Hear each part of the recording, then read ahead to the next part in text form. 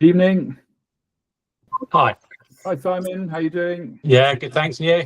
Good. Sorry, mate. I was busy watching the race and I got stuck in the data. I think, wow, this is really interesting. I figured out where you won. That's why. That's right. I can see it clearly. This is not a court, but it is an eminent authority, as it has with every other such finding. I think somebody's got their TV on in the background. Could I ask you guys to mute? It is anti-Semitic, and it stepped up its destruction. And I'm going to mute you guys. Sorry. Right. Evening. How we doing? Simon, have I just muted you? Sorry, let me unmute you. Where are you? There you go. Simon, where are you? Simon, can you unmute yourself? Yeah. Yeah, there you go. Cool. Excellent. I think that's everybody. Apologies for the delay. As I said, I was really busy. I got stuck looking at the data. Somebody else wants to come in, right? Everybody's on time. Great. Hopefully most of you are here from the East Coast Piers Race, the long race, but I was going to talk about that one first, if that's okay. So what I'll do, so I'm Brett from TracTrac. I think I met you all on the weekend, which was great. A great club, great event. I personally really enjoyed myself. I really enjoyed watching you guys. Hang on, I've got some more people wanting to join. Just bear with me. Here we go. That's all. Yeah, great club. The tracking went well from my perspective. We saw everybody on the course. So what I'm going to do is that I'm going to look at the tracking from the East Coast Piers Race, and we're going to look at the data and just talk us through it. And Simon, you've agreed that help us with the conversation as well, because generally when I'm running these race replay sessions, I kind of sit in my rib and I have the wind in my face, so I kind of know what's happening out in the course. But I was in the race box, so I couldn't see a great deal other than you guys going and then coming back and watching the tracking and things like that. So I didn't get a real feeling for what the wind shifts were doing, but I did look at Windy and I saw what was happening out there, and I don't think there was a great deal of shifts. I think to me it was more of a pressure day. I think feeling, which is interesting when you've got basically a 40-mile race course. Got someone else joining here. Hello, Peter. Come on, up you come. If you want to ask questions as we go along, I think I'm happy to do that. Otherwise, because quite often people will either forget at the end or ask if there's questions at the end, and I think, as I said, people have generally forgotten. Right, so let me share my screen. So look which one it is, not that one. On tab.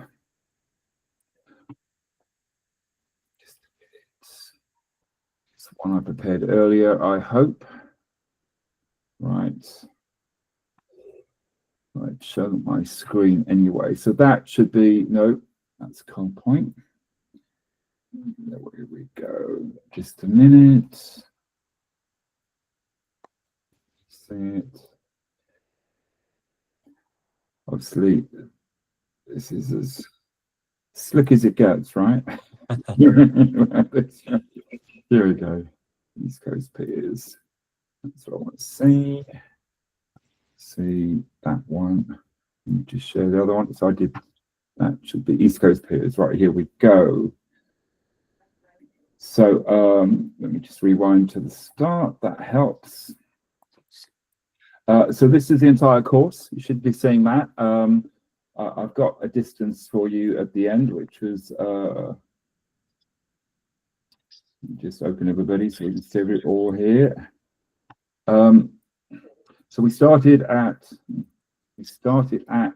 8 o'clock, very promptly by the race officer. I would say she was 2 seconds late on GPS, but that's nitpicking, right? Be unfair. Right. So the course geometry, So we had a wind direction of where's my notes? So definitely. So Windy was telling us that we were expecting a southwesterly from 7 to 12 knots, increasing and veering, which was the interesting bit, the veering bit, from 10 to 15 knots. That was the general synopsis for the day. Low water was at around 11. I think if this is right, Jenny, please interject if I've got that wrong, which means you had 3 hours of east going with you before it turned about 11, and then it would. I think it just on that part of the coast. I think it just goes from right to left, and then right, then back again from left to right, then right to left. I looked it up. We were just off simply in Neaton Springs. Springs. It looks like you get obviously a lot more tide around the Neats. It's probably still, it's still there. I can see on the VMG and the course over ground that it did come into play later in the day. But not a lot, not as much as I thought. It was never more than half a knot or 0.6 of a knot. So tidal, yeah. So the tide was kind of with you on the way, which was quite kind. Right, got someone else coming in here. Here we go. Right. So the start, 8 o'clock. You can see from the geometry here on the course that I've put a run line which takes us literally all the way up the track. I mean, as a sailor, if you could see that on the water, it'd be really beneficial, but unfortunately you can't. You can see it later, right? So the start line, so there were two, I thought, quite impressive starts. Hitting the start line. Let me get my notes just out of here. So who won the start? So for me, looking at the start, I would say Adam P. You hit the start line at 6.6 knots. But Simon, interestingly, you were just about a half a boat length behind Adam P. At 9.7 knots. So that was quite impressive, I thought, at that start. Yeah, I've got something on that actually, which is quite interesting. I don't know whether Adam's on the call or not, but both myself and Adam at the Echo Team Worlds found that a lot of our competitors were using the Vacaros systems. Yeah. And Adam had one on for this regatta, and he's used it before. And so you can see how helpful I think that was on that point. We don't have Vacaros, we've just got a Garmin GPS pinging the line, so we were using that. But I think, Brett, I think that was key to both of our good starts, really. Everyone was a little bit conservative, but I'm glad you said that, because I was quite impressed with your start. no personal skill there.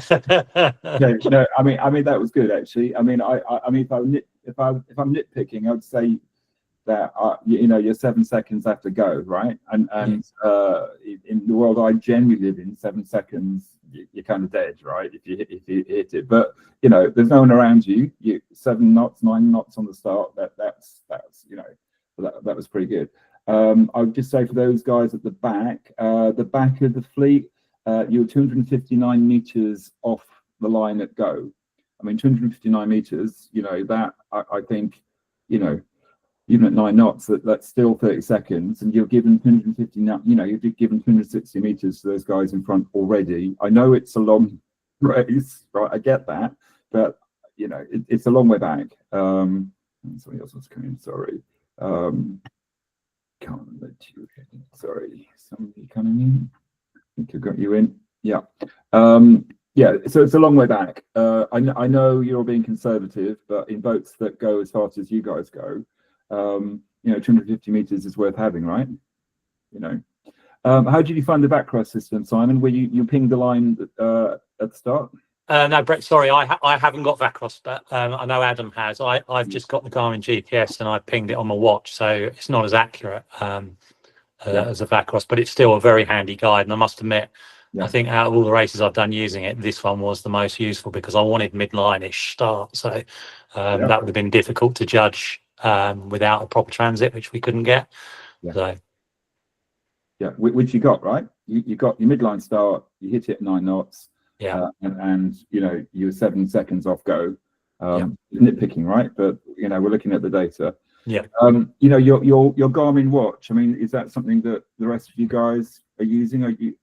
I work with lots of classes, and the majority of the classes ban Garmin watches unless it's specifically in the SIs or NORs. In an event like this, if you're allowed to use any of those devices, I mean, I think that's a great demonstration, Simon, of, you know, of lateral thinking, using your Garmin watch. You know where the start line is, and there's no one else there, and you're doing 9 knots. I mean, I think that's a good illustration of some lateral thinking. Yeah.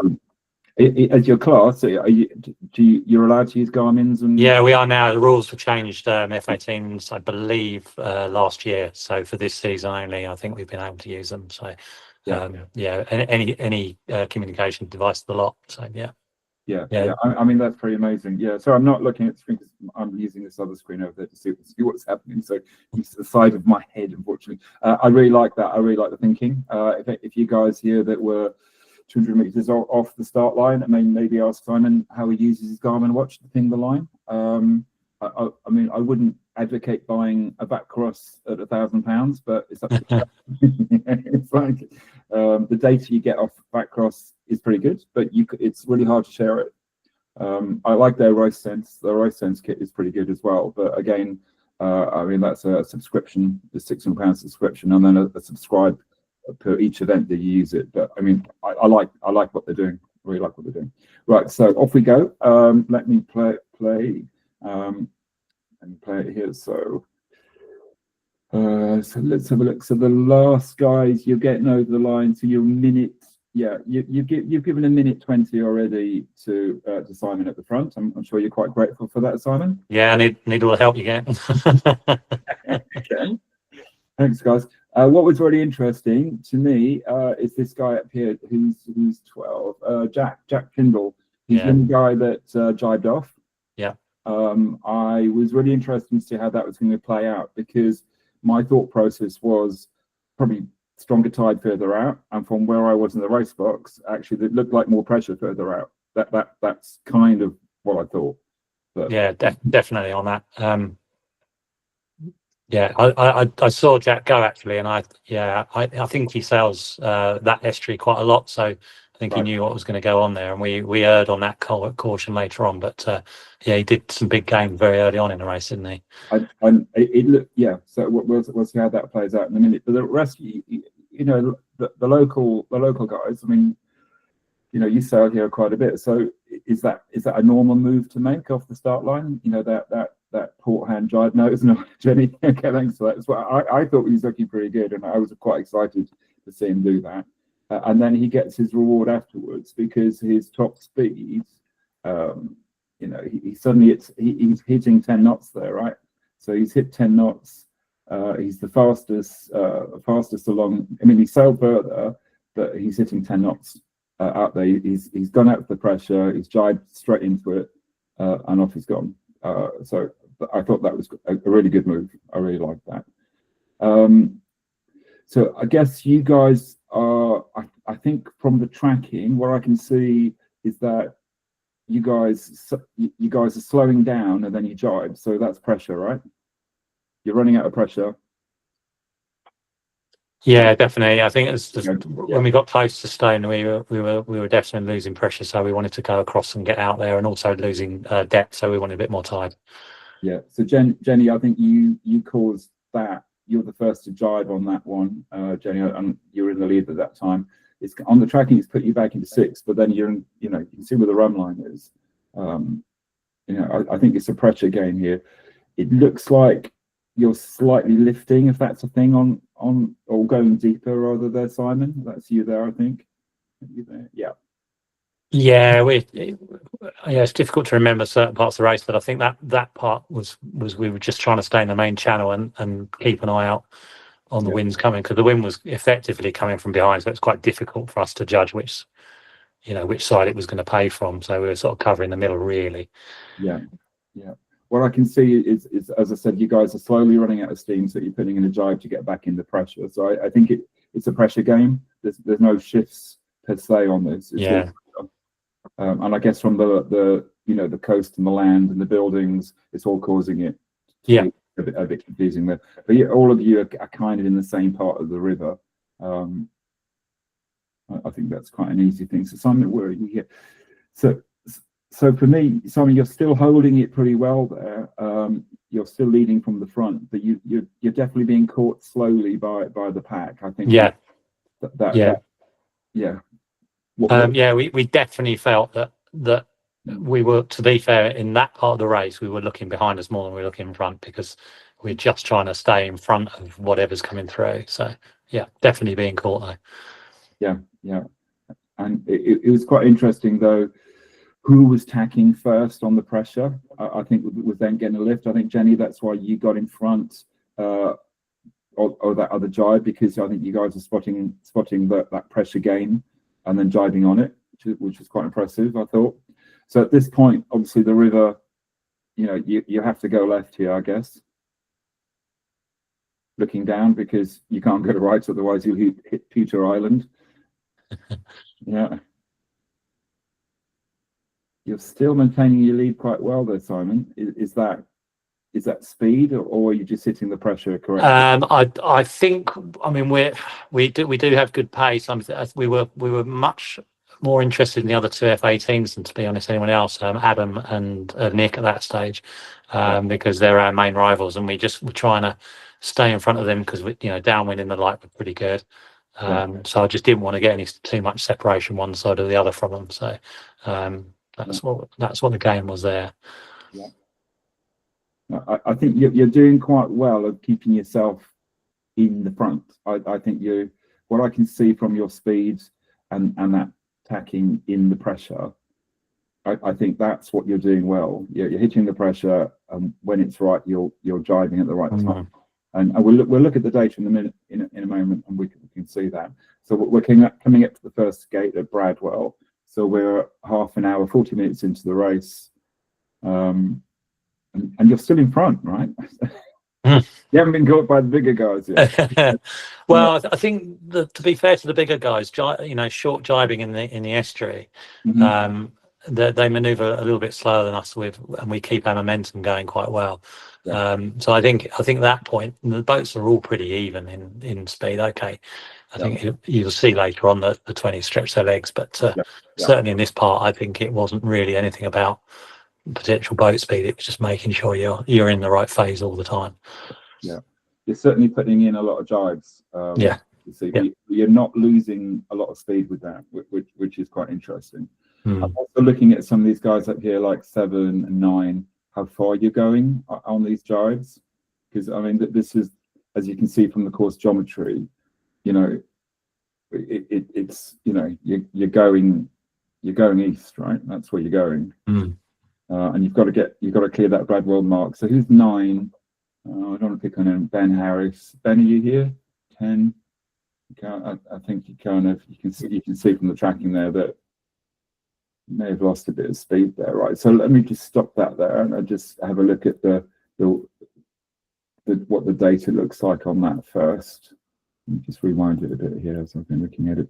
So the kind of the big winners on that first leg to me.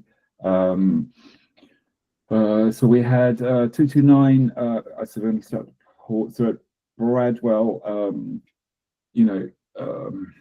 The 6.7 nautical miles. Are we down here? Yeah. So we're 6 miles down to that first turn, which is one of the shortest legs of this race. So I'll have a look at top speed here. So what I'm looking at here is, so we've got speed over ground, VMG, top speed and distance. So VMG is, for you guys, I know some of you know this, but some of you may not. It's velocity made good. So the higher VMG is the better, which means you've sailed the fastest and the least amount of distance. You've sailed the least amount of mileage and you've gone the quickest. So high VMG is good, low VMG not so good. So we'll look. So Simon, even though you still got 8.5 VMG, I think Nick Elmore in GBR 01, I think he actually did a better leg down there than you, but I think he started behind you and didn't quite then catch you, because his VMG was 8.2, his top speed was 13.9, and he also sailed 6.1 miles. So that's quite tight. Your top speed wasn't so high, and that's affected your VMG at 8.5. So I think, do you know what's Nick sailing? What boat? It's a carbon 20. Yeah. Okay, so he will go quicker, right? Yeah. Okay, so that you can see that. Mm. That's really interesting. And some winners there. So I got Kevin Dutchy in GBR 217. He was one of the big winners out of this. He actually passed 14. He made up 14 places off the start.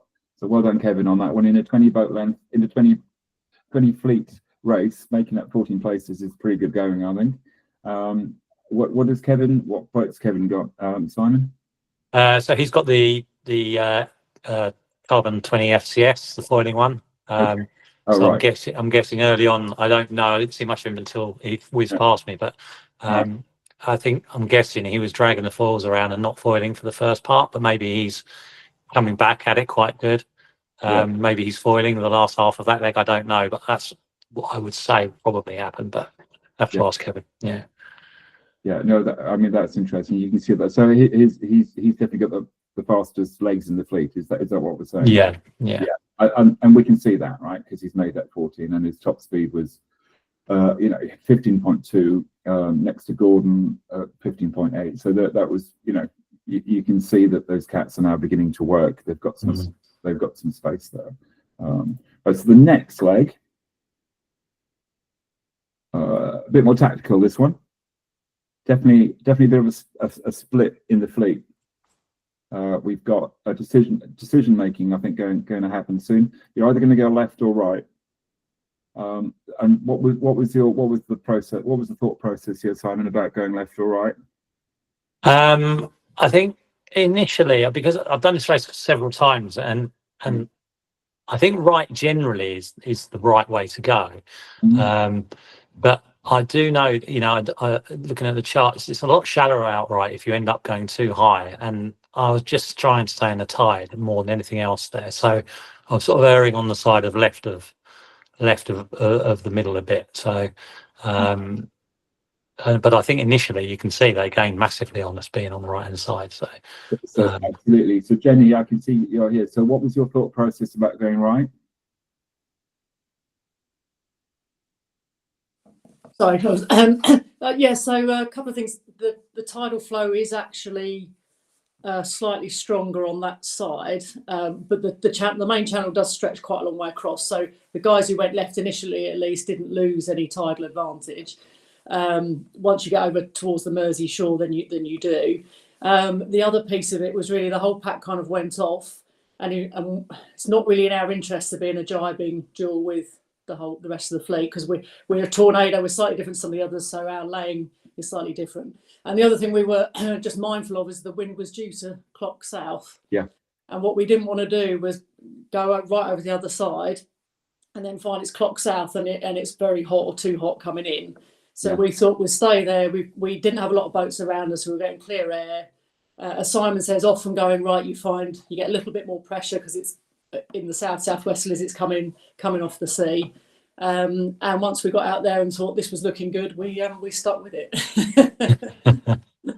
Yeah, but you can definitely see from the track that's 9:10 that southerly that veered has happened, isn't it? You can almost see from your tracks on the way out is that it's quite a nice line. I don't think that's tidal. I think that's a shift. Is that right? That's what I'm thinking. I think so. It just felt like we were able to laying closer and closer to the ley line without having to do too much, and then it was a relatively short jibe at the end of the leg. Yeah. So we've got up here. So GBR 432, 229, 411, and 01. Where's 01? So you're over here. Okay. So interestingly, you've already benefited by that veer to the right. Okay, sorry. Keep turning up here. But Simon, you've done the opposite, right? You've gone towards the run line. Yeah. Okay. We liked it initially, but it did seem that there was an initial point when we were heading towards the Mersey shore. The wind was actually felt like it was picking up, so it gave us a bit of a false sense of security over there. But we kept an eye on Jenny and the guys to the right, and we definitely felt they were gaining. So we came back when we sort of realised that was still looking pretty good out there. But as you say, with that wind veering, if you look at the position, if you look at my track, you can see that actually, it was a massive header just at the right point for us. Yeah. And then we never had to jibe into the mark. We weren't too hot. We were just, to be fair, we were bang on. But I think slightly more by luck than judgment. So we'll take that. Okay, there you go. From the horse's mouth, more luck than judgment. But I mean, that worked out really nicely for you, right? Yeah, it did. And if you look at the boats behind us, again, my main two competitors in the 18s fleet, they're both in that back much closer to Mersey, and I think they lost a lot of ground by having to come a bit hotter. So they weren't, they weren't doing quite as well out of it. So I agree. I mean, again, because we can't see this on the race course. I mean, that is the run line between the two, and the closest you are to that, the least distance you're going to sail. I'm just being obvious. So, I mean, you and who's that with you? 04 GBR? I think that's Nick Elmore, isn't it? 01. Is it? Okay. Yeah. And you benefit nicely out of that. I mean, it's nice to be out here, and I like the thinking. You've got to get back in, haven't you? At that point, you've got to get back down, back in there, and that plays out quite nicely for you. Let's just speed that up. So, when do you guys tack? So 229's gone. 431 is gone. 411 has also gone. Interesting, you don't. Yeah, the thought I didn't know why 229 didn't carry on there. Why they jived at that point. The same could be pressure. I mean, my gut feeling is that you're getting close to this kind of lay, a bit too close. I'd kind of want to get in there. Jenny, I thought you did a great job of getting back in there. Yeah. Into that, because I think all these guys here, I think 299, 411 are going to suffer. I think you lined yourself up really well there. So who's leading up that one? 01. What boat does Nick sail? Is he particularly fast? That's for 20, carbon 20. Okay, you did tell me. Sorry. Yeah, nice one. All right. I sailed a dart once. we all have. I had a great time. Yeah, it's with Wild Wind Sailing. Yeah, fantastic time. Right, so let's look at the winners and losers on that leg. So that was gate 2. So my notes here. So gate 2 is that Bradwell. This is, where are we now? Colne Point, that one. Colne Point, yeah. So so the new leader is 01 at that time, and he sailed a distance of 6.1 miles with a VMG. What's he doing now? Back to get. Let's have a look. So it's that one. So we've got. So again, I'm looking at the best VMG here. I mean, Kevin is actually still pretty good VMG at. I mean, his VMG is pretty good at 9.3, but unfortunately he sails where is it? There we go. He's doing 6.4 miles, which is 0.3 of a mile. But when the leg's only 6 miles, he sailed that extra distance. And also GBR 44. You've gone. I think because he was on the wrong side of that veer. I mean, he sailed 7 miles. It's virtually a mile longer than you guys in the front. And also, who was this? GBR 43. Same story for you, I think, because you're on the wrong side of that veer. You're over by Brightening Sea. You had to sail further to come back in. So you sailed an extra 1.5 miles to get back into that race. Your speed's still good, but when you're sailing an extra mile, it really does put you back on the back foot there. So next leg. I thought tactically that was interesting about playing that shift. And then again, this next leg ends up being a bit more tactical. What's the tide doing here, Simon? I mean, it's eased off a bit, but it's still definitely under us. I felt anyway.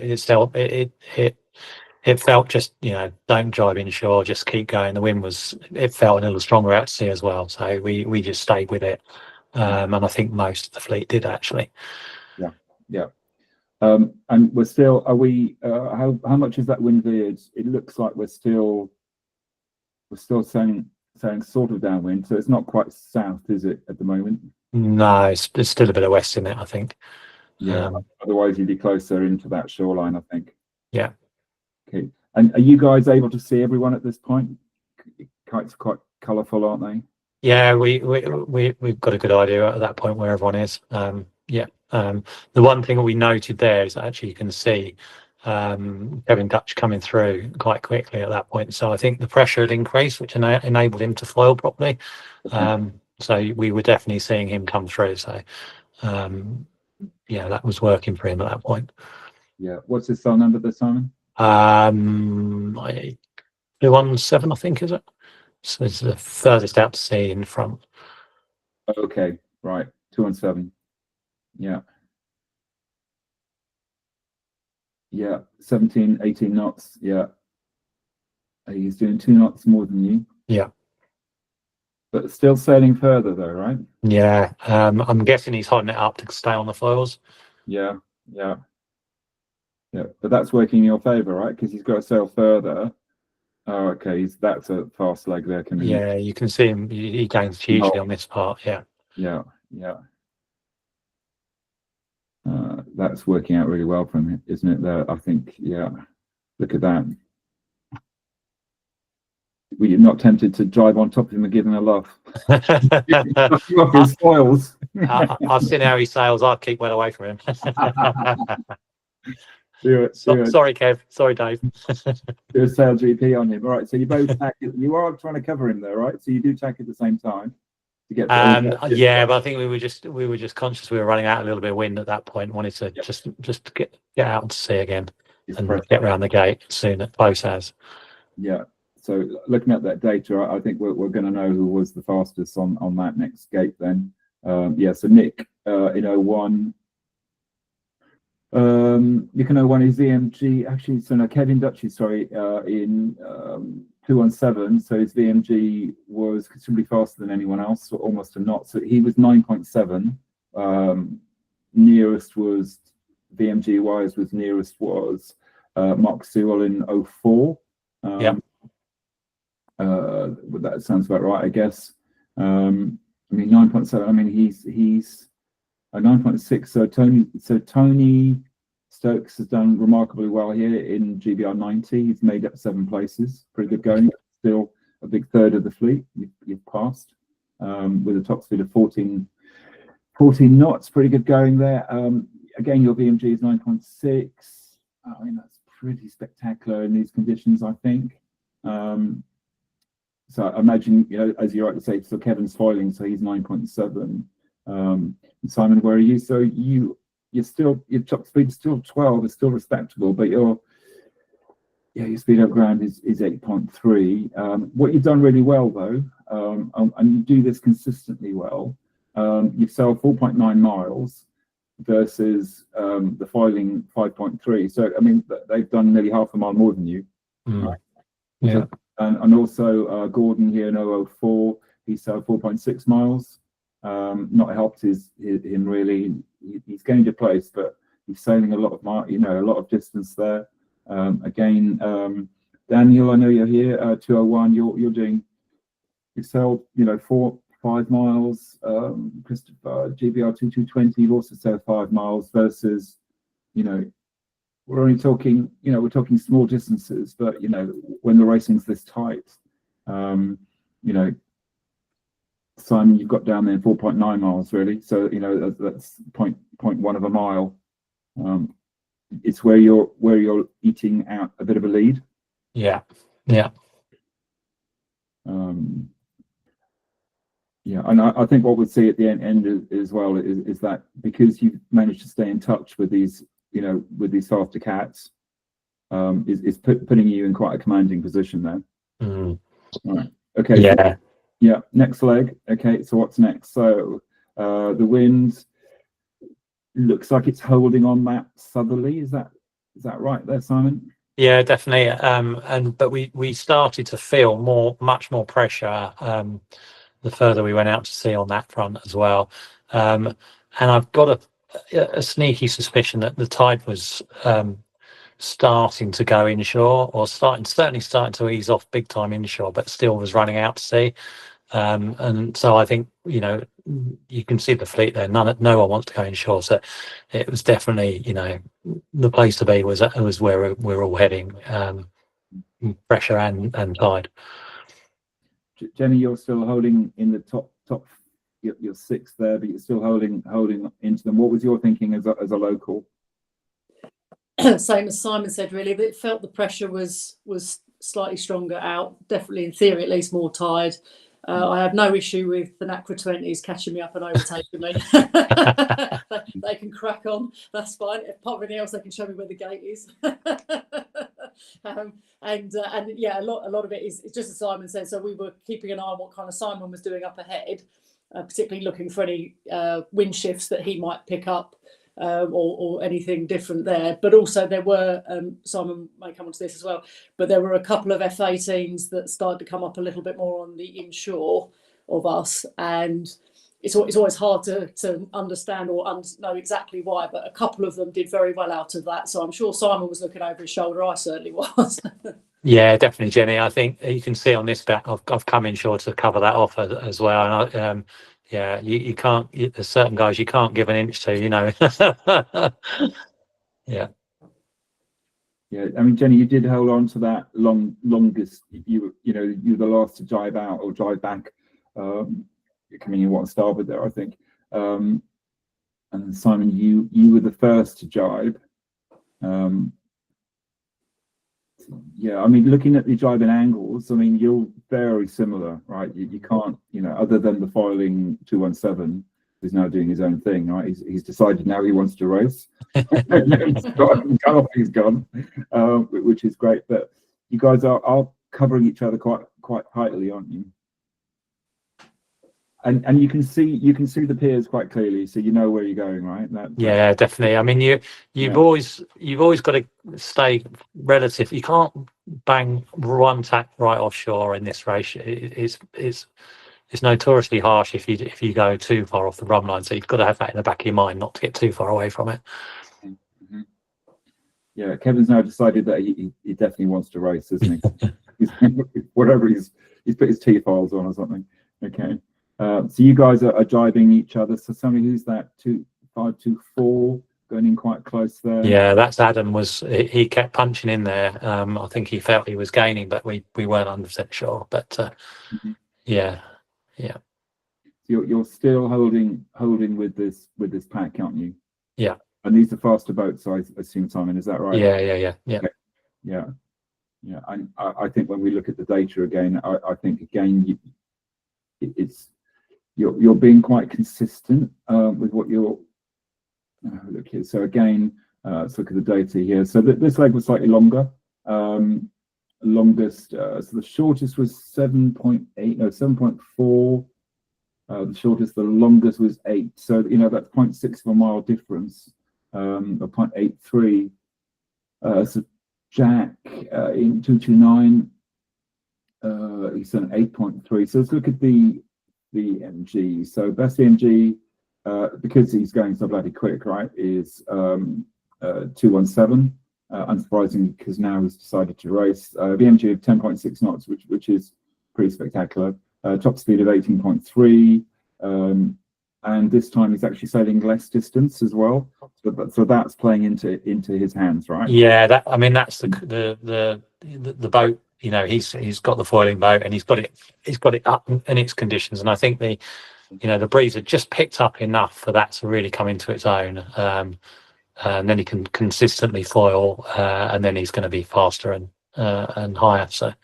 Yeah, I mean, you can see that's his best figures for this race, right? So his average speed over this leg was, was 10 knots. Average speed to average 7.9, 10 knots while you're driving as well, and versus the bottom, that lower down the fleet, you're 7 knots. So it's 33% difference in both speeds. Right? So obviously the handicap takes that into account. I'd like to think.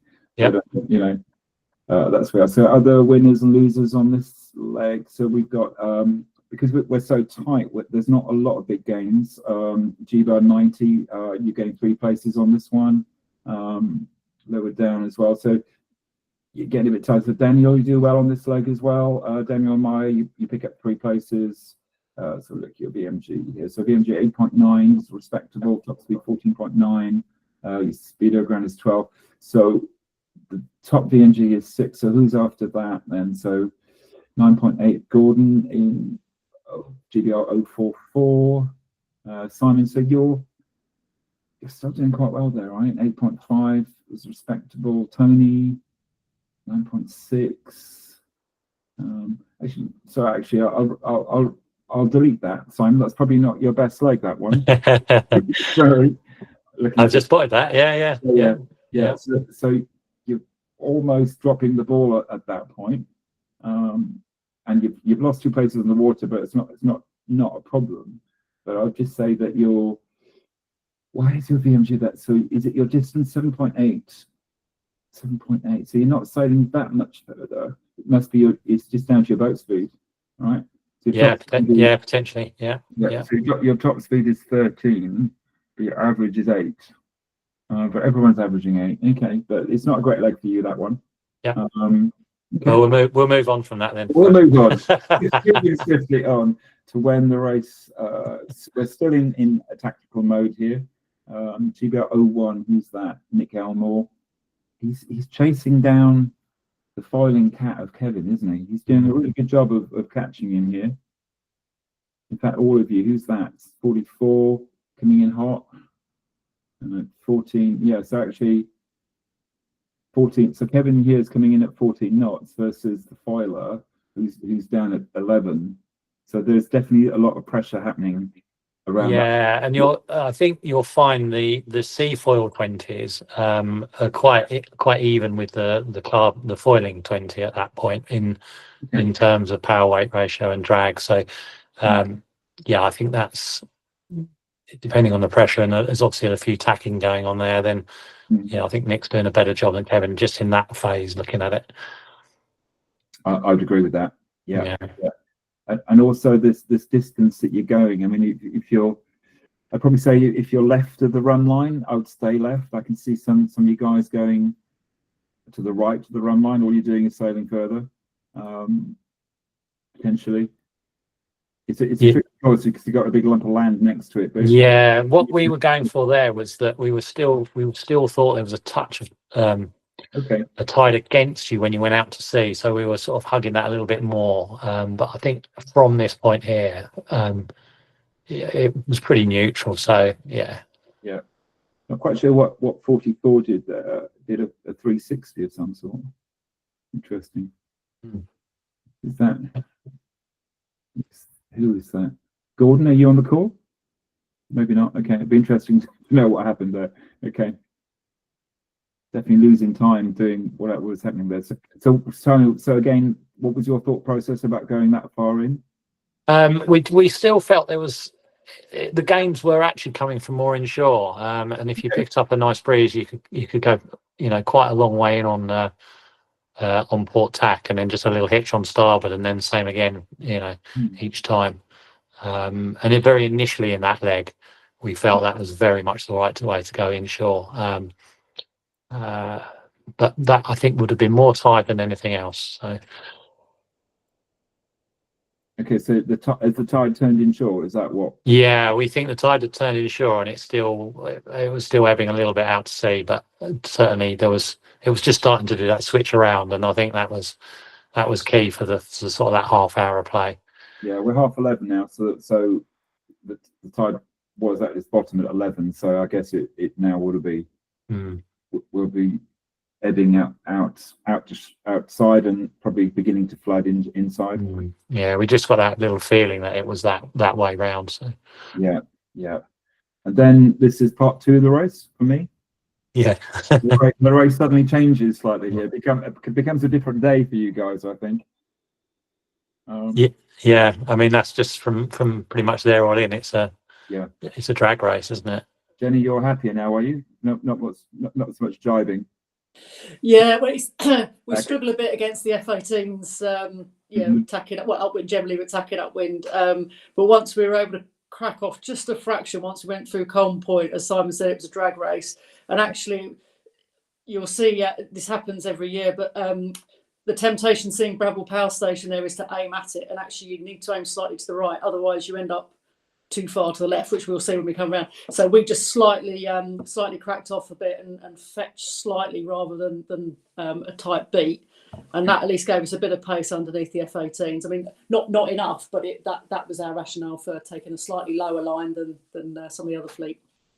Yeah, Jenny, you're doing 12 and a half knots there. You're pretty quick. I mean, you've still got, these larger cats in front doing 14, but you're 13 there. You're still holding it.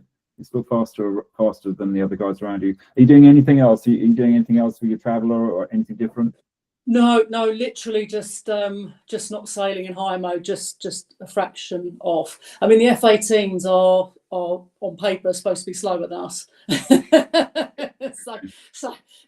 So it's a great place to be in the pack on the water, but at least the Hurricane 5.9s were kind enough to stay behind. The F18s, they know their place, right? They're just a bit rude, I have no issues with any of them beating me or on handicap. That's fine. But no, that's the reason why. So the F18s, I felt, and I couldn't really see the 20s so much by then, but they held high, and we just went a little bit lower, gave us a bit more pace, and that kind of kept us with them on the water at least. So Simon, I can see you here. You're out of these F18s. You're about a knot. Actually, it's changing a bit, but you're generally the faster F18. I'm just looking at the data here. So you're 13. Okay, just a bit of a wobble there. You're around 13, 14 knots versus the other guys. Okay, maybe it's pressure because now it could be a bit of both actually. We're one of the slightly heavier crews in the 18 fleet. So and as soon as we get as like Jenny does, we can get the bow down and send it. Our weight will give us slightly more leverage than the lighter crews. That certainly the three boats behind me are all a lot lighter crews. So we like it when it breezes up a little bit. So your secret power is that you're heavy. Doesn't always pay. Are you doing anything else to the rig? What are you doing? No, not particularly on the rig, but we've because we're not having to point. We've pulled both boards into the sort of downwind position, so hardly any daggerboard down. There are two reasons for that. One, we have less drag. We don't need the pointing, but the main one is we know where we're coming into, and experience says if you go too far left, like Jenny said, you can run aground as well. So that's not fun in an F18. The tornadoes and hurricanes are okay because they can. The board will bounce up, but we're a bit wary of hitting the bottom on that corner there. Yeah. I mean, it's now a speed game, right? Yeah, totally. What about speed? And you're not doing it. You haven't got. You can change your shroud setup. You're doing anything different? Not really. We did ease the jib a tiny amount. We occasionally dropped a little bit of traveller and kept the sheet on, but it wasn't quite windy enough to do that. So it's just a standard fetchy position for us. Yeah, I mean, just looking at the tracking, you're averaging, I would guesstimate about a knot quicker than those other F18s next to you. So you're doing something. Yeah, it may well be just the boards. I don't know what the position the other guys had them in, but we're very, very aware they're 2 metre boards on each side. They're very draggy when you don't need them for height. So as soon as we don't need them for height, they come up. So yeah. Okay. Good tip. Let's have a look at the data then for that last leg. Sorry. So we are Clacton Gate, Klein, Bradwell. All right. So Clacton Gate. So the data down to that last gate then. So unsurprisingly, we've got 217 foiling away in the front there because, as I said, he's now decided he did want to race. His top speed was, it's interesting, isn't it? His top speed was only 15.1 versus GBR 90 at 15.6. What's GBR 90, Simon? I'm not sure. I can't see that's the name. GBR 90. Where are you? I've got it here. GBR 90. Okay, so another F20 carbon. Oh, okay. Yeah. Right. So he sort of the entry here. So his was the highest, I think, 11.3. And also William Smith did particularly well down here. Gained 2 places, GBR 43, had a pretty good run down there with 11.1 VMG as well. I mean, yeah, that he's also an F18 and he's also a heavier crew, so you know he's holding the power well there. Yeah, I mean he definitely had some speed out of that, because he did sell 0.2 a mile more than you, but he did actually, yeah, he was the quickest down there at 15.3. Yeah. Also Jenny, yeah, you're not such slouch going down there either, are you? 15.3. Well done, that was pretty quick. And your speed over ground is yeah, so that gave you a VMG of 10.3 as well, pretty quick. But you did sail further, 0.4, 0.7, so you sailed almost half a mile further distance than the guys at the front to get that speed. Yeah, it's like a school report, isn't it? He's a bit, yeah. Right. Yeah, but I mean, this is a tip, right? So I mean, my mindset would be, how do I sail less distance and keep the speed? So, Well, I need that red line on the water. That's what I there you go. Yeah, find the special paint, right? Okay, and then you know, then we're still in that kind of procession back, really. Interestingly, I expected some more tactics to happen here, but I think because that veer had happened and it was, you know, I think we're up to 12, 13 knots. You know, you're coming straight back to the club at that point. And I think you're just trying to hold your lane, not have anybody take your wind or get covered, like these guys here. Is that you? I keep picking on you, Jenny, sorry. Yeah. There was another interesting thing. Once you came into the river, yeah, it went a little more shifty. At least that was our experience. Mm-hmm. So we were like, oh, we're going to straight line it to the finish line and clear Radio Caroline, leave it well clear to starboard. And then you get a bit of a shift on. You're like, oh, I'm going to have to go the wrong side of Caroline. And then you get lifted back up again. And it was quite up and down. And the F-18s that were in our space were clearly having similar scenarios. So it was actually quite different to the sort of fetch straight across from into the river. Yeah, you can see the boat speed difference here. So I've lost you here. Where are you? Yeah, it's definitely getting patchy and slow up here, isn't it? Mm. So that elastic band is definitely under a bit of pressure, isn't it, coming up here? Yeah, I mean, I think all of us would have been absolutely twin wiring, no bother, right across into the river. And then once you came through the gate, and obviously you expect a bit of a lull past the power station and things, but it was a bit more up and down inside. Yeah. Right through to the finish, I would say. Yeah, definitely. Yeah. Yeah, and then I mean, there's about 6 miles then between the front of the fleet and the back of the fleet, because you guys really extend, and the faster cats then just find their legs, and away you guys go, which I thought was really interesting. So that last leg then, let's see who was the fastest on that one. So again, VMG, Tony in GBR 690 is 12.2. Christopher King, GBR 220, 12.2, 12.3. Yeah, pretty respectable. I think looking at that, what that means to me is that the pressure came in, I think after 217 and 01 had gone through. So I think the pressure was increasing in that part of the river. And you can see that in that VMG is faster down here in the middle. Jenny, I can see that with you as well. Your VMG was 12.3, which is the fastest. Hang on, now we've got GBR 43, 12.4, pretty fast. Simon, you're 12.3, and Jenny, you're 12.3. So you were the fastest VMG up there. So you actually pull back on the foiling cat of GBR 217. So that where he'd extended up at the top of the race, I think you guys managed to wind it back in, and what that looks like to me, you can see you guys are concertinaing again.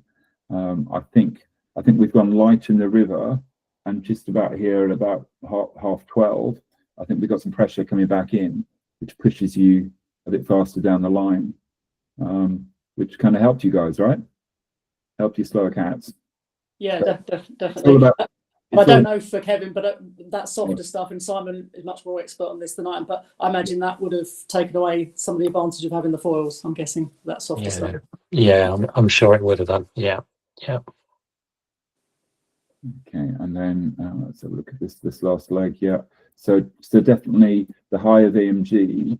As I said, the higher VMGs. I mean, yeah, Simon, you're 12.3. That VMG is there versus the fighting cat of 11.9. I mean, that's pretty good going, right?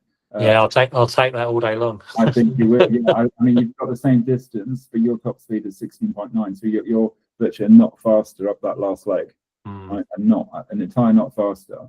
You know, and Jenny, you're 16.9. You're the same speed up there. It's pretty good going, right?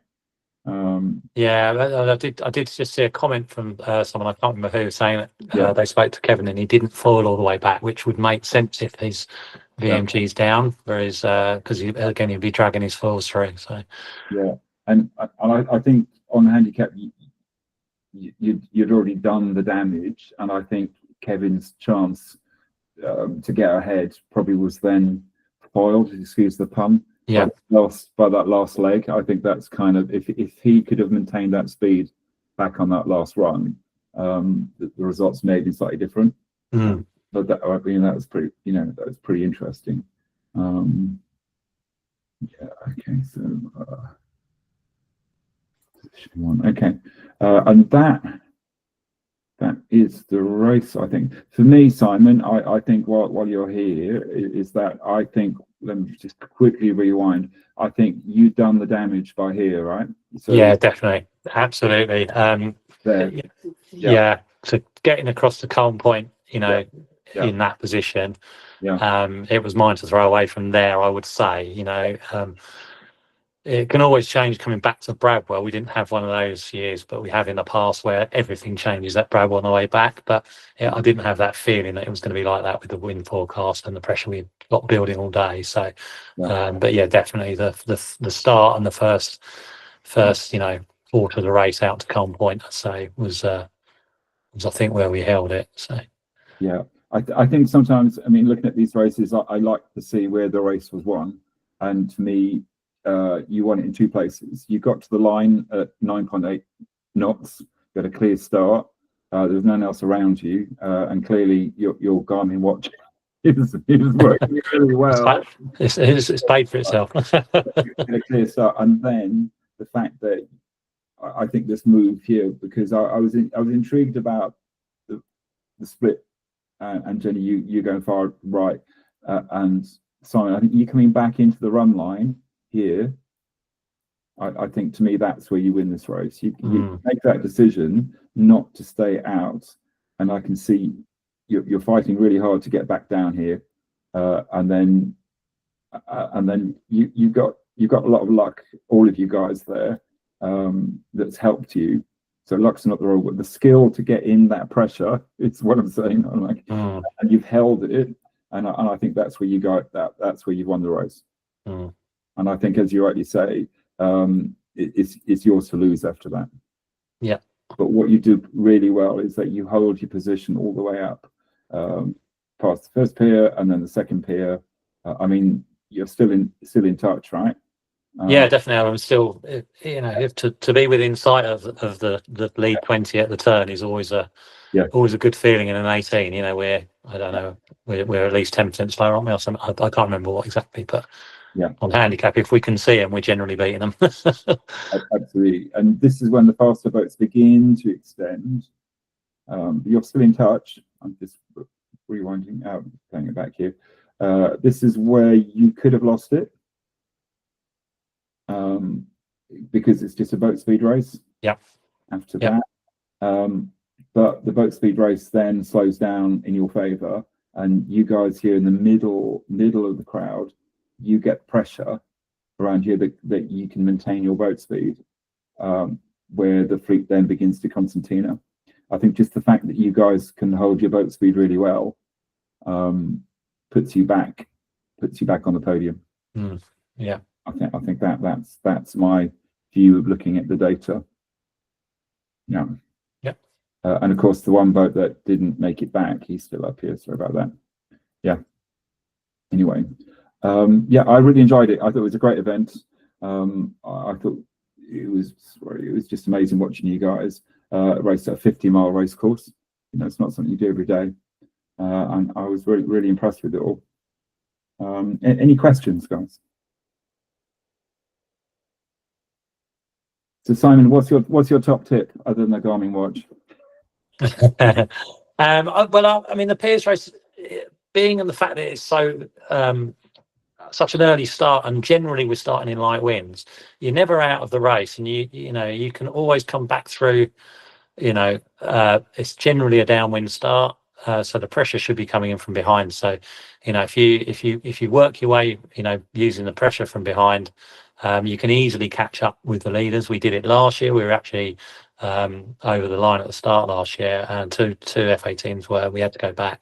So we gave the rest of the fleet a couple of minute head start, and by Bradwell we were back in touch with the leaders again. So just by playing the shifts coming out of the river. So I think the key to me is you've got to get that first part right, and use what you can see in front of you, but also what you can see behind you to your advantage. So. Amazing. Okay, guys, that's it for me. That is anybody on here from the shorter race? Do we want to look at that? Okay, David, you're here. I'm from the shorter race, and it would be great if so I've been, this is the first, sorry, my name's Chris, Brett. Been fascinated watching the telemetrics from the long race. I was on the short one, first time I've seen anything like this before. Yeah, so it's really fascinating. I don't want to sort of hinder everybody else, because I know they're probably here to watch and see their race data, but if maybe I don't mind going through it now, but if there's something I could take away as well and show my crew, that would be good. I don't know if that's possible, but if it is, that'd be brilliant. I'll run through it as quickly as I can now, if that's all right, Tim. That is Chris, sorry, not Tim. That's okay. Yeah. Thanks, Brett. Cheers. I think we should. I can see there's quite a lot of the Colne Point guys on the call, so that's absolutely what we should do. Perfect. Fine, good. So again, the scenario for you guys, again, it was 8:15 start. It was quite patchy.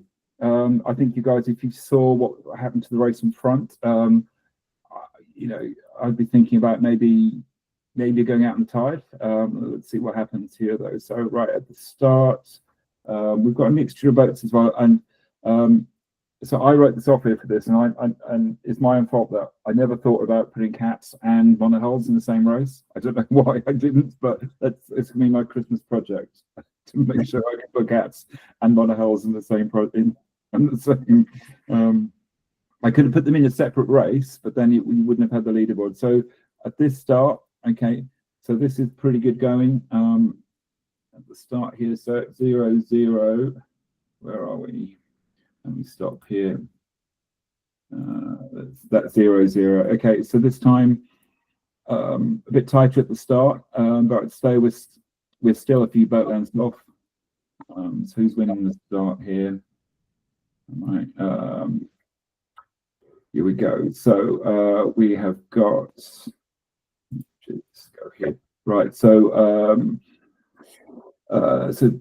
7838 Deborah and Barry Peters win the start. They hit the line at 7.5 knots, and we've got another Dart 18 7.8 knots as well. We've also got Owen Cox in GBR 72. He's hitting the line at 8.6 knots. A Classic, is that the try? Is that the try, Marone? Anyone? Don't know. A Classic. Okay.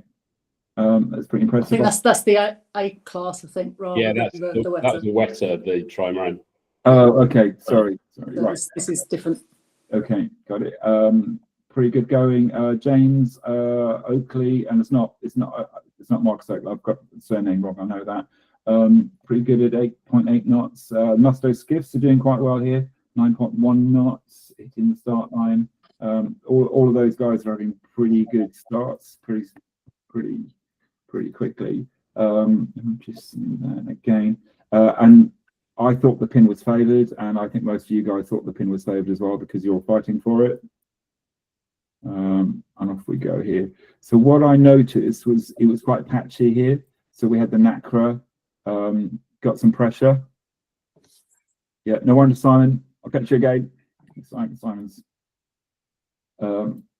This was definitely a pressure game. I think it's a looking down the race course. So I was looking at it from the race box and from my drone. I could see that it was a checkerboard down there. So it's a join the dots kind of scenario. Join the patches kind of scenario. Interesting. Nobody was jiving off. I was kind of waiting. Here we go. So you kind of waited till you're 5 minutes in before you get the first jive in. And I think that it was at the NACRA, Paul Warren, Formula 16. The Formula 16, so you're doing 12 knots versus 8 and 7 knots. So that's why you're extending there at quite a rapid speed. Is that right, Jenny? Can you help me out here? Is that Formula 16? Is that? Yeah, that would absolutely be faster than the 18s and the 15s. Yeah. Okay. And because he's got clean air, he can see the pressure. He's making quite a lot of hay out there, isn't he? And you can see from his angles, he's making pretty good progress down the course compared to everyone else as well. The same angles. That 5 is the Musto Skiff. All going quite well here. To my mind, I thought looking at the run line, unless there's a reason why there's more pressure or there's a bend on that corner, I mean, possibly you may want to get over to that run line. Anybody here from that race? Can you help me out here? More pressure on the right? The only thing I would say of local knowledge is the tide is actually off the club. The tide is strongest just outside the moorings, both for us and for Stone. So I think most people will have sat in what they consider to be the strongest part of the tide. But as you say, it was a bit of a pressure game too. The other thing is that the kite boats and the Dart 18s will be doing jibing downwind. The 15 and the Musto skiffs, the 15s, Dart 15s can straight line sail downwind, so you'll see a slightly different pattern. And I guess the problem here for the three sailboats, I mean, this is your leg, right? You've got 3 sails up. This is where you extend as much as you can. And I would have thought the darts are probably just trying to hold in there and heat it up. But you know, they're doing quite well. It's 7, 8, and 9. The dart fleet, and you've got some others spread around the fleet here. So the 2 Musto skiffs and the RS 800, 3 sails. So you know that they're managing to maintain that position at the front. I guess, I mean, it looks more congested than it is, but I know that people are pretty much spread out by then. And generally in fleets, this downwind, the corners at the edges are the best because that's where your clean air is. In the middle, you're going to be covering each other. But I think, you know, you're quite spread out here, aren't you? I mean, tactically, you're just sailing for pressure. What else we got here? So Paul's extending, not surprised. He's 10.5, he's 9, 12 knots. Yeah, okay, that's pretty good. His VMG is going to be, I'd be interested to see his VMG because he's sailing further. He's certainly sailing faster. Okay, let me speed it up here. So the first point here, he's gone very close to the lay, I would say. Let's see how that works out. Yeah, so no one else goes that far out into the lay. 074. Maybe let's see the data. What happens when you get through? Okay.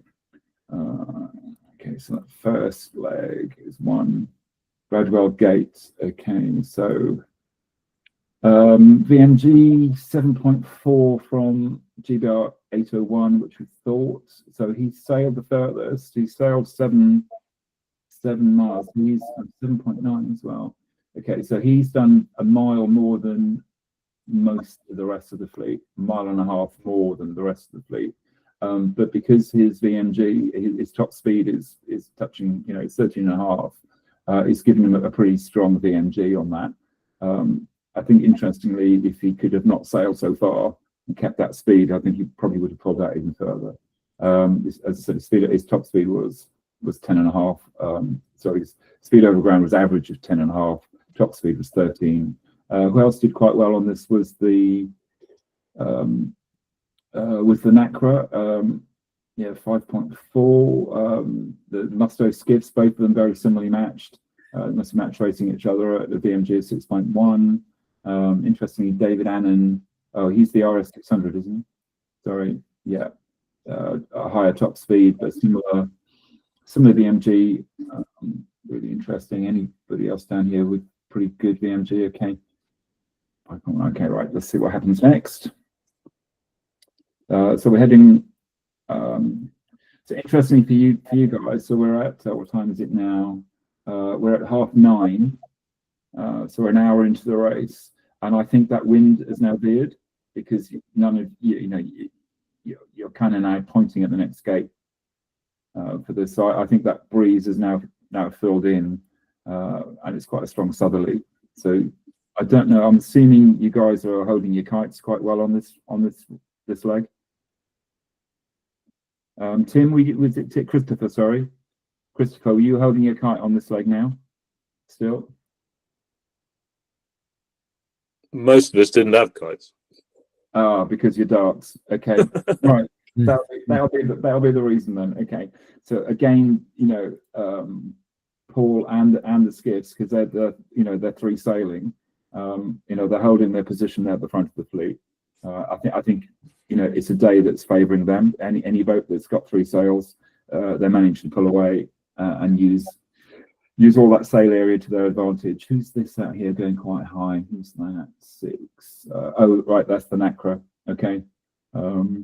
I think he's probably hunting for some speed up here, but he's actually killing his race because he's just sailing further. We'll see that in the next. All right, so he's now driving back in, and he's going to come back in at a really bad angle. Yeah, there you go.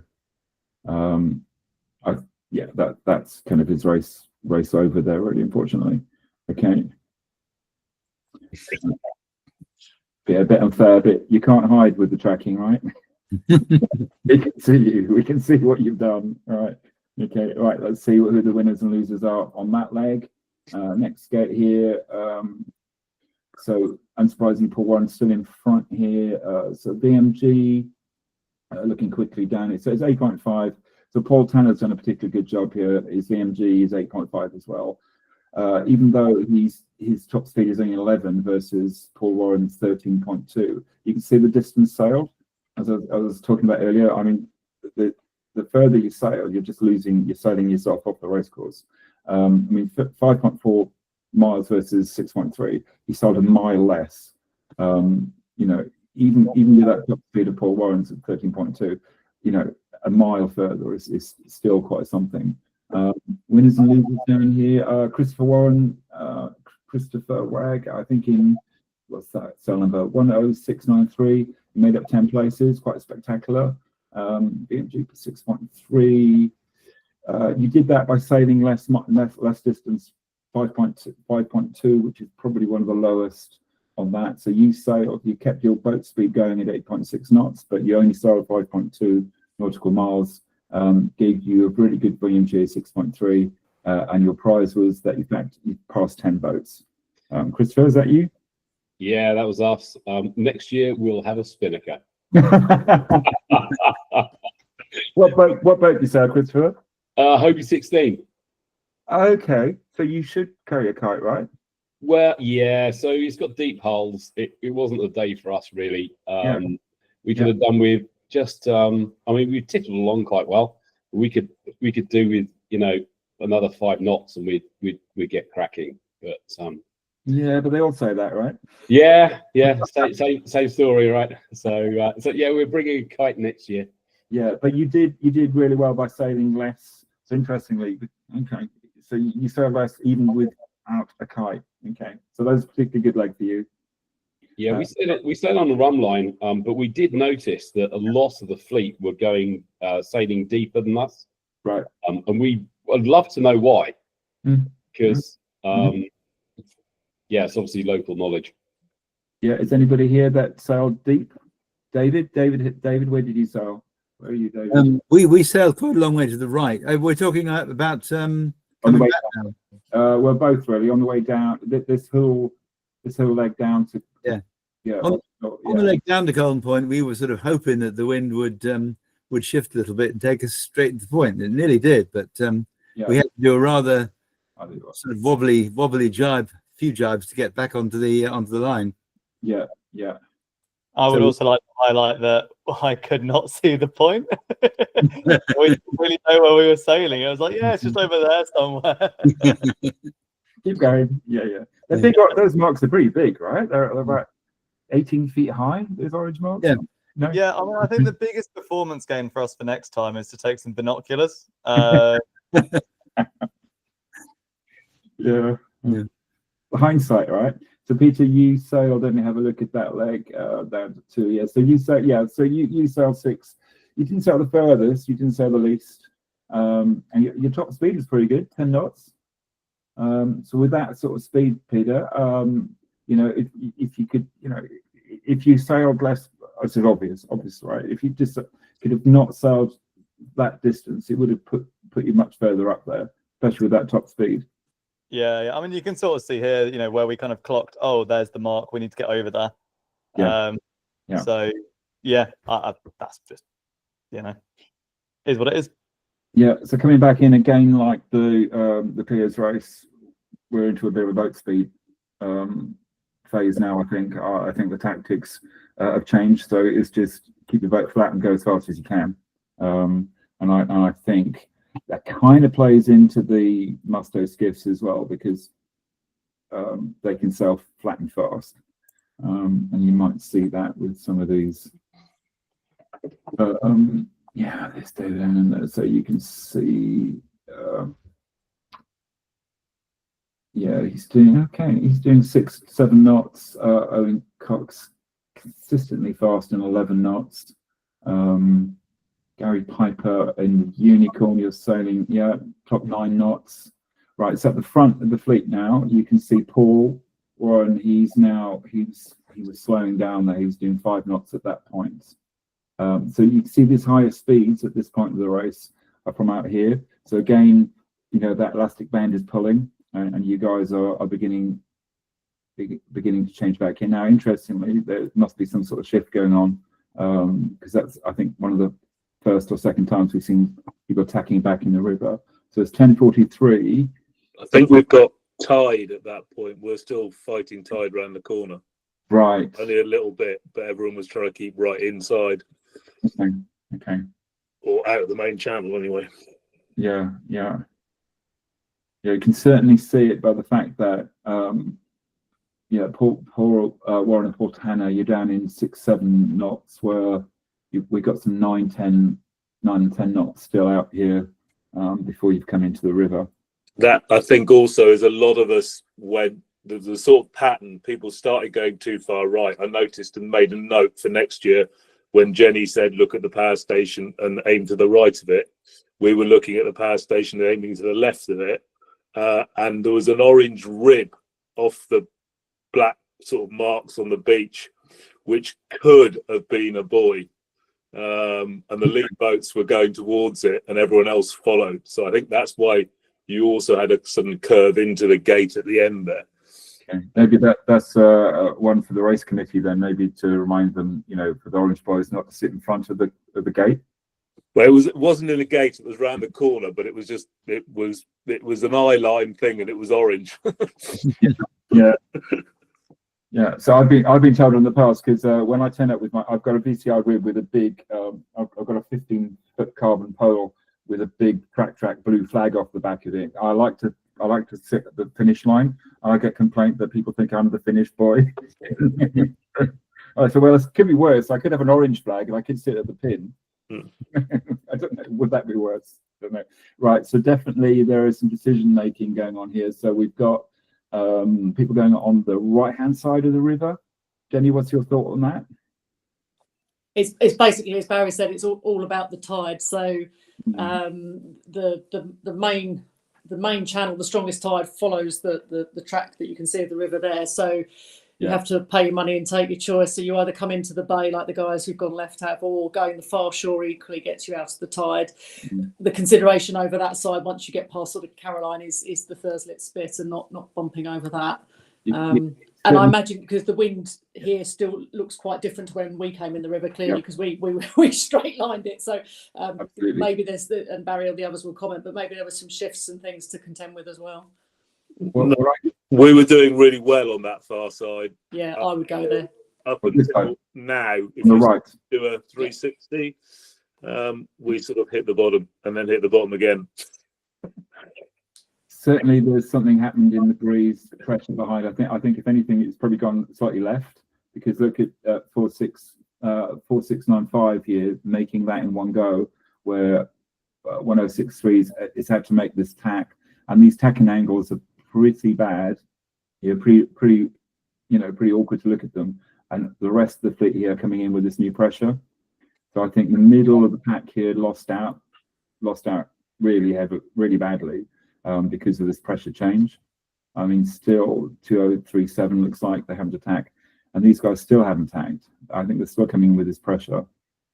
I mean, certainly these tacking angles is tidal, right? It's pushing you back. Yes, although if that's 2037, he did go on to win the race. Well, there you go. 37. He's taken the pain of coming back across the channel out of the tide, and then I imagine obviously it's harder to see when you're just matching actual speed rather than handicap speed. But okay, so there, that tack back. So he tacks the furthest in. Yeah. Right. Because no one else has gone up there. What's his boat speed now then? Yeah, I didn't actually look at the Martin Pickett. Is that right? 2037? Yeah. No, it should be Jason Clark. Sorry, 2037. There he is. Okay. Yeah. Okay. Just on that now, he looks like he's made some good gains on the pack that stayed over the other side. I'd agree. I was looking for that move, and that tack over to the left-hand side has really put him in a very strong position though. He's coming in very quickly, right? He's doing 7-6 knots, and people are doing 5 knots. We've got some people at the front here they're in a different breeze now, I think, at the front, looking at that pressure. Okay, they're finishing. And also, in fairness, the Dart 15s are a considerable notch slower than the 18s and the other fleet as well. So the fact he's there is impressive. Okay. But he's put himself in that position with this long tack back across the river. Yeah. So his winning move was quite late in the race. Mm-hmm. I think by that point as well, the tide had actually changed. It was at least slack. So when we came into the estuary, I think we still had it against us. Yeah. By the time we got halfway up it was 11:30, and it was nil or starting to do something different. You can also see that he's come up the river in 2 tacks, where you can see that's 3 or 4 tacks for other people. Potentially that is going to be quicker. And I guess that they're dodging Thursday Spit where they are. Yeah. Okay, there's other stuff there that's not on the map. Okay, yeah, big lump of land. Yeah. Okay, and then winners and losers on that last leg. Then let's have a look back up to the finish. Okay, let's just have a look here. So VMG wise, 8.2 is pretty good. Owen Cox, you passed 5 boats, 8.2 with the VMG. It's top because your top speed was 13.5 knots, and you sailed 5.7 knot miles. So you sailed less distance than Paul Warren. You sailed 3.5 knots faster, and it gave you that spectacular VMG of 8.2. That was the highest VMG, I think. So I would say Owen Cox take a bow. That was pretty spectacular. Who else we got here? Kevin Kirby, 2 places, 6.2. It's a difficult place to start to make big gains and losses, isn't it? Up that river when you're in that place. I think for me, Owen Cox, not quite sure what you're sailing, Owen, but I think you won that last leg. If you probably sailed like that all around the course, you probably would have done better. Yeah, it was pretty good. Pretty good day today. What else we got? 13. We've got Andrew McNish 11.5, Chris Clark at 11.4, 11.8 is Robert Clay, pretty fast. Anybody faster down here? John Pierce down here 27. He's doing 12.3 knots. His VMG is pretty good as well, 5.8. Not quite as good as Owen Cox. But yeah, and then the last, so we're back in time for lunch, which is pretty good going, right? So the last boat back is at 11:57. which is pretty spectacular. Your race wasn't quite as complicated as the Piers race. I think the tactics were probably around as you left Bradwell to Colne, about how far out you went and the distance you sailed. And I think probably that's where the first half of the race was, and the second half was that decision by who won, Jenny? Sorry, who was that leader? It was 2037, Jason Clark. Yeah, I think that winning move was to tack back and only come up the river with 2 tacks. I think that looked pretty good from his perspective. Any questions on that, guys? Okay. Yeah. I had a great time. I really enjoyed watching the racing. I really enjoyed the tactics and the strategy. So one thing I can do with the leaderboard is that I can punch in your handicap, and I can have handicap on the water as well. I can see it on here, and I was gonna change that today. And generally with handicap races, I kind of like to watch that because I can see who the winner is, even if it's not, even if it's mid-fleet, or very rarely do you win from the back. You can win from the middle. Good, which is good. Yeah, well, thanks for inviting me. I had a great weekend. Brett, that whole thing was fascinating. That was really good. Thank you. Yeah. So if you want to play any of that back, it's going to be up there for as many replays as you want. The place to look for the VMG and the data is on this time, on this leg information there. That's kind of where you see the distances and the VMG. The VMG is the thing to look for. That's the golden number. The less distance and the faster you are, the higher the VMG. No handicaps on this. This is just all down on boat speed. But yeah, thanks for that, guys. I really enjoyed myself. Hopefully I'll see you again, but we'll see how that goes. And thanks for inviting me. Any questions about anything?